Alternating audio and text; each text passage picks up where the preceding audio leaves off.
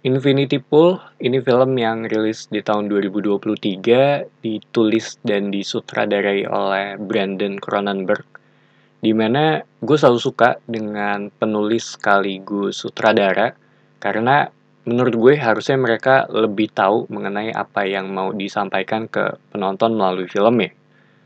Dan sebelum gue nonton, bisa dibilang gue nggak tahu banyak ya mengenai film ini, atau mungkin nggak tahu apa-apa mengenai film ini.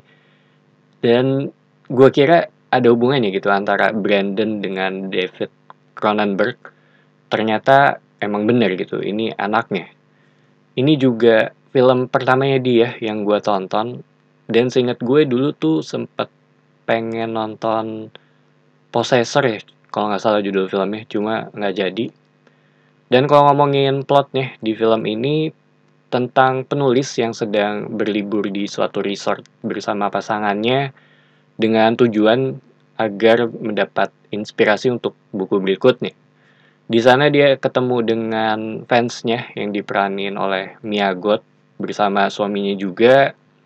Singkatnya saling ngobrol satu sama lain, semakin dekat sampai mereka berdua diajak pasangan suami istri ini ke suatu tempat di luar resort ini gitu. Pas balik, nggak sengaja nabrak seorang warga lokal. Sisanya gue nggak mau spoiler. Dan gue sendiri sangat bersyukur ya, karena gue nggak tahu apa-apa mengenai film ini sebelum gue nonton. Gue nggak lihat trailernya, nggak baca sinopsisnya, atau nonton reviewnya juga. Jadi pas nonton ya, bisa dibilang hampir nggak ada informasi mengenai film ini gitu. Dan sedikit kaget juga secara cerita ya, karena bisa dibilang berubah-ubah.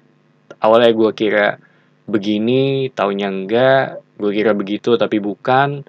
Jadi ya agak nebak-nebak juga akan dibawa ke arah mana film ini.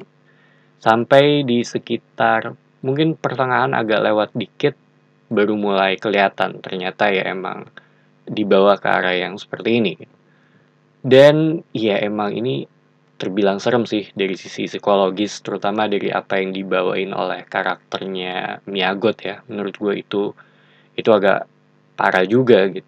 Gue nggak kebayang kalau ada di posisinya si James, di mana ini merupakan karakter utama di film ini, dan karakternya juga bisa dibilang mengalami sebuah benturan ya.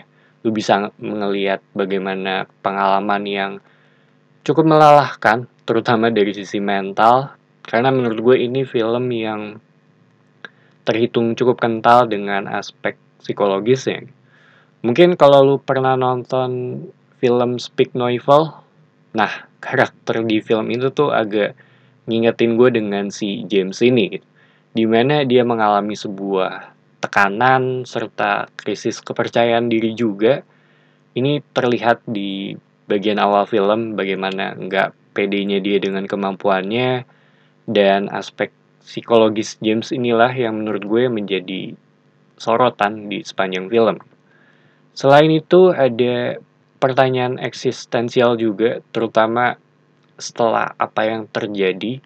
Cuma gue nggak mau spoiler ya, karena menurut gue ini tipikal film yang semakin minim lu tahu mengenai film ini sebelum nonton, ya akan semakin oke pengalaman lu ketika nonton. Dari sisi angle pengambilan gambarnya, ada beberapa bagian yang agak ngebuat gue kurang nyaman. Kayak di awal tuh gue ingat ada shot yang muter kebalik. Ya mungkin bisa dibilang sebuah metafor bahwa dunianya karakter utama di film ini akan berubah 180 derajat. Ada beberapa bagian yang ngebuat gue agak mual juga, ditambah sepanjang film tuh ada beberapa scene yang agak surrealis dan atau dreamlike juga, yang menurut gue agak sedikit disturbing. Kalau ngomongin yang gue suka dari film ini ya, ini tuh terhitung film yang dari sisi alur agak out of the box, karena bisa ngebuat gue penasaran sampai ke akhir. Dan ini terhitung fresh juga. Dari sisi acting ya, Miyagot di sini ya emang bagus. Kayaknya dia emang cocok untuk tipikal karakter-karakter seperti ini juga gitu. Cuma yang gue kurang suka itu mungkin dari sisi eskalasi kali ya, serta tujuan di film ini karena nggak terlalu jelas, mungkin lebih ke ngambil dari sisi konflik internal, atau bisa dibilang film ini adalah konflik internalnya si James, kalau menurut pendapat gue ya. So, Infinity Pool ini film yang cukup berat, mengerikan dengan pendekatannya sendiri. Sebenarnya dari sisi premis menarik dan bisa ngebuat gue nonton sampai selesai juga. Cuma entah kenapa menurut gue ada yang kurang dari film ini. Kalau ditanya rekomen apa enggak, ya mungkin kalau suka dengan tipikal film-film yang out of the box bisa nonton ini. So, itu aja opini gue. Thank you for watching. It's me Patrick signing off.